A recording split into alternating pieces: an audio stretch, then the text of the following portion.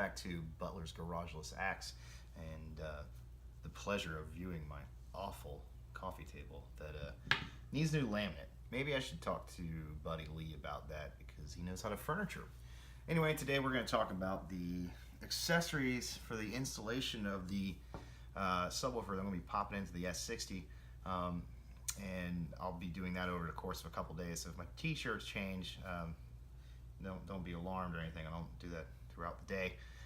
Sometimes I do though. Anyway, so first we're going to go over the wiring kit you can get for these guys.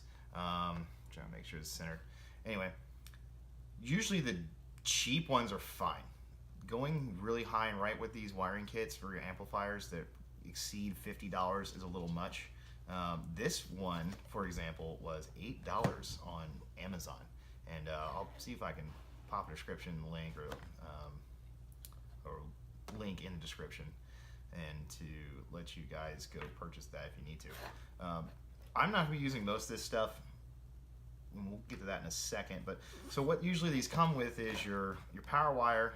You've got your RCA patch cables for your audio from your head unit to your amplifier. You get a fuse mount for your engine bay. You can put that under the hood, which is recommended. And you also get a fuse with it. Generally, these things tell you, how good these are up to, like this says 8 gauge, 600 watts. I've got a 200 watt JL monoblock amp for this W3 lunchbox special I've got. And this should be more than adequate. 8 gauges is perfectly fine. What else does come with? Okay, so inside also, we can't see right now because I'm not opening this up. All the wires and stuff, I don't want it sitting around. There's your ground cable, and usually they throw in like stupid stuff like a grommet for your excuse me, a grommet for your firewall, which I never see anybody use, and it's always concerning with bare metal and power wire. And then it comes with stupid little zip ties usually, and other knickknacks. Actually, it tells you on the box maybe. Fuse holder, comes with a fun interconnect. That was the patch cable. 17 feet, 18 gauge matte blue cable. 3 feet, 8 gauge ultra flexible ground wire. I'll go over that too. 17 feet, 2 channel noise rejecting twisted pair of RCA interconnects. Ooh, fancy. 17 feet blue ultra flexible remote turn on wire. 20 feet ultra flexible speaker wire. High current MIDI fuse holder. High current 60 amp MIDI fuse holder. And your installation hardware includes high current terminals and wire ties. They really churched that up. We're talking about crap, cheap butt connectors. We're talking about cheap speaker wire that looks pretty. Same thing with the power wire and the ground wire. There's nothing to it. It's just cable. So I won't be using the speaker wire. I won't be using these RCA interconnects, mainly because I'm using what's called a line level input or a high level input.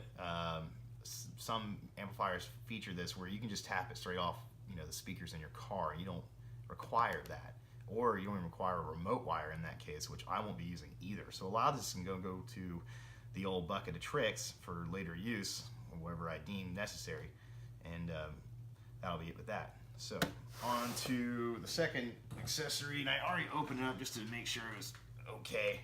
It is by JL Audio. It is pretty much a potentiometer, but it's also known as a bass knob or remote. It is overpriced. I paid $30 for this. I tried to find one cheaper for like 2 weeks, and I finally bit the bullet. What I do like about it though, it's very small. I don't know if you can see it, but you can see the size of my hand. It's really tiny. So what's cool about it as well is there's a nut right here that'll allow me to take this apart, and I'll be able to integrate this knob into a blank or deleted switch or button onto my car dash. Maybe hopefully in the center console area. If not, I'll try to do it on the other side. So it'll actually make it look factory, and you won't have all this stuck around. Usually people glue them or screw them on up under their belly, and just you're screwing into the plastic of your car. It doesn't look good, and I don't know. This one's actually pretty nice, even though it's just a stupid volume knob. So there's that, and it comes with your standard. I can't remember the name of this type of clip, but it's pretty universal all around. In fact, I wouldn't be surprised if I could take another brand and just plug it into my amplifier and it'll work too. But knowing JL, and also if I know Alpine, they're going to be individual and unique because they want to bilk you for every dime you got. But at least JL is like really good stuff. So there's that. I'll be doing this, like I said, over the course of a few days in footage because I got a lot of things going on around the house. I just got back from a long cruise, and so the subwoofer is kind of on the bottom of the list here. Anyway, stay tuned.